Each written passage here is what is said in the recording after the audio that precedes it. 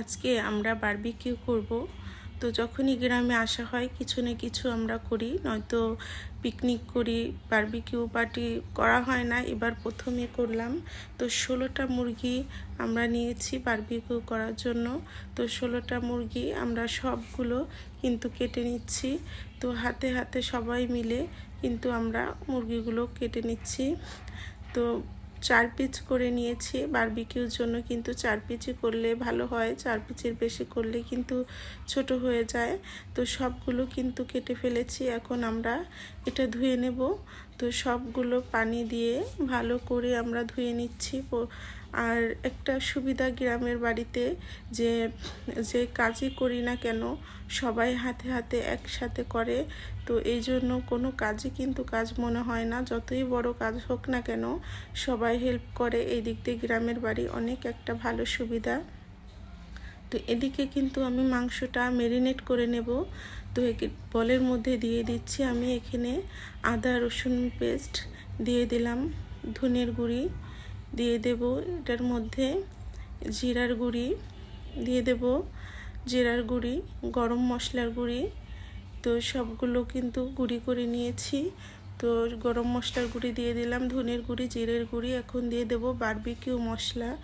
2 packet barbecue মশলা নিয়েছি, যেহেতু মুরগিটা এখানে অনেক বেশি, এই জন্য আমি 2 প্যাকেটের মতো বারবিকিউ মশলা নিয়েছি। তো মশলাটা দিয়ে দিলাম সবগুলি, দিয়ে দেব লেবুর রস। এখানে তিনটার মতো লেবুর রস নিয়েছি। নিয়ে নেব মরিচের গুঁড়ো নিয়ে নিচ্ছি পরিমাণ মতো, লবণ নিয়ে নিলাম পরিমাণ মতো, হলুদের গুঁড়ি নিয়ে নিলাম। তো হলুদটা দিলে কিন্তু একটু কালারটা ভালো লাগে। তো দিয়ে দিলাম টক দই। আর টক দই আনতে যে দোকানে কিনেছি সেই দোকানেই রেখে এসেছি, নাকি কোথাও পড়ে গেছে জানি না। তো দিয়ে দিলাম বাসায় বানানো টক দই, দিয়ে দিলাম কিছুটা চিনি, দিয়ে দেব সয়া সস, দিয়ে দিচ্ছি সর্ষের তেল, সব কিছু পরিমাণ মতো দিয়ে দিচ্ছি। দিয়ে দেব টমেটো সস, একটা টমেটো সস পুরোটা দিয়ে দিয়েছি। তো দিয়ে এখন মাখানোর পালা। তো মাখাতে তো পারবো না, আমার হাতে খুব জ্বলে। তো আমার দেওরকে বললাম যে তুমি একটু মাখিয়ে দাও। তো ও মাখিয়ে দিচ্ছে। সবগুলো কিন্তু মাখিয়ে নিয়েছি ভালো করে। আর একটু সর্ষের তেল দিয়ে দিলাম, মনে হচ্ছে আর একটু তেল লাগবে। তো তেলটা দিয়ে দিচ্ছি, দিয়ে কিন্তু আবার মাখিয়ে নিলাম ভালো করে। তো মাখানো হয়ে গেলে আমি এখান থেকে কিছু মশলা উঠিয়ে রাখবো। একটু তেল দিয়ে মশলাটা আমি ভালো করে মিশিয়ে আমার এক সাইডে রেখে দিলাম। তো এখন আমি দিয়ে দেব সব মাংসগুলো। তো আস্তে আস্তে করে, যেহেতু অনেক মাংস একসাথে মাখানো পসিবল হচ্ছে না এক বলের মধ্যে, তো অল্প অল্প করে সবগুলো কিন্তু ভালো করে মেখে নিলাম। মেখে আরেকটা বলের মধ্যে রেখে দিলাম, আরও মাংস দিয়ে আবার মেখে নিচ্ছি। তো ভালো করে কিন্তু উল্টিয়ে পাল্টিয়ে চারি সাইডে সমানভাবে যেন লাগে, এই জন্য ভালো করে মেখে আমরা রেখে দেব 3 থেকে 4 ঘন্টা পর। এটা আমরা যখন রান্না করব তখন বের করব। 3 থেকে 4 ঘন্টার মতো মেখে রেখেছি। এদিকে চুলা বসাবো। তো এর জন্য চুলার জন্য এটার নেটের যে মাপটা নিচ্ছিলাম, তো ইটগুলো বসিয়ে দিয়েছি। এদিকে লাকড়িগুলো সব বাচ্চারা হাতে হাতে সবাই নিচ্ছিল। তো হাতে হাতে নিয়ে সব লাকড়িগুলো চুলোর কাছে নিয়ে যাচ্ছে, যেটাতে কয়লা করতে হবে। তো আমার দেওর সব কাজে আমাদের হেল্প করছে, ও না থাকলে কিন্তু আমাদের কষ্ট হতো।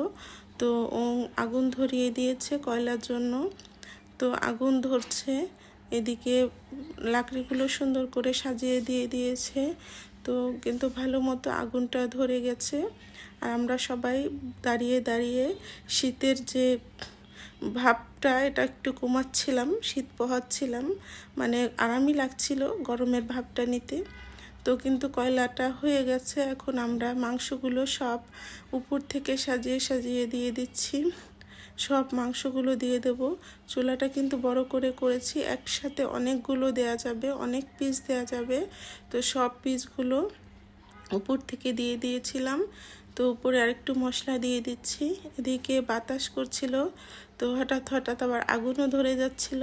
তো সাথে সাথে আমরা উল্টে পাল্টে দিচ্ছি। আসলে গ্রামের মানুষ কিন্তু বারবিকিউ কি জিনিসটা অনেকে জানে না। যে আমাদের শাশুড়ি মা চাচিরা তারা বলছে কি পোড়াবা, এটা কোন ধরনের খাবার জানি না, তো করো, তোমাদের হেল্প করব। তো একদিক দিয়ে ভালো, আমি ভিডিও করছিলাম, ওনারা সবাই আমাকে হেল্প করছিল যে বউ করো, সমস্যা নাই, ভিডিও বানাও। তো ওনারা আমাকে খুব হেল্প করছিল। তো এদিকে কিন্তু বারবিকিউ অর্ধেক হয়ে গেছে, আবার আমরা দিয়েছি। আর এদিকে আমার কাকিরা সবাই মিলে রুটির ডো বানাচ্ছিল, কেউ কেউ রুটির ডোটা ছেনে দিচ্ছিল, আমার মেয়ে আমি বসে বসেও ছেনে দিচ্ছিলাম। তো কাকি এদিকে বানাচ্ছিল, রুটিগুলো একটু মোটা মোটা করে বানিয়েছি, কেননা এদিকে কিন্তু আমাদের দোকান আছে নান রুটির, কিন্তু অনেক মানুষ, আমরা এটা অর্ডার দিলে হয়তো সমস্যা হয়ে যাবে আনতে, অনেক দূর দোকানটা, অর্ডার দিনে, এই জন্য আমরা নিজেরা হাতে একটু মোটা করে রুটিটা বেলে নিয়েছি। তো এদিকে রুটিগুলো ভাজাও হয়ে যাচ্ছে। তো একের পর এক সব রুটিগুলো একদিকে বানাচ্ছে আমার চাচি শাশুড়ি, একদিকে আমার যা ভাজতেছে। তো সবগুলো কিন্তু রুটি আমরা এভাবে বানিয়ে নিচ্ছি, তো ভেজে নিচ্ছি। তো সব রুটিগুলো কিন্তু হয়ে গেছে, প্রায় 6 থেকে 7 কেজির মতো রুটি আমরা এখানে করেছি। তো সব রুটিগুলো আমরা বানিয়ে ছেঁকে নিলাম। তো ছাকা প্রায় শেষের পথে, সব রুটিগুলো এখন আমাদের বারবিকিউটা কিন্তু হয়ে গেছে। এখন আমরা সবাই মিলে বারবিকিউটা এখন আমরা পরিবেশন করব। সবগুলো হয়ে গেছে, সবাইকে দিয়ে দেব, যে যার মতো যদি এখানে খাবে, নয়তো বাসায় নিয়ে যাবে। তো আমাদেরটা আমরা নিয়ে এসেছি, সসটা করতে পারিনি। তো ভালোই হয়েছে। তো আমাদের বারবিকিউ পার্টিটা যদি ভালো লাগে অবশ্যই লাইক, শেয়ার, ফলো দিবেন।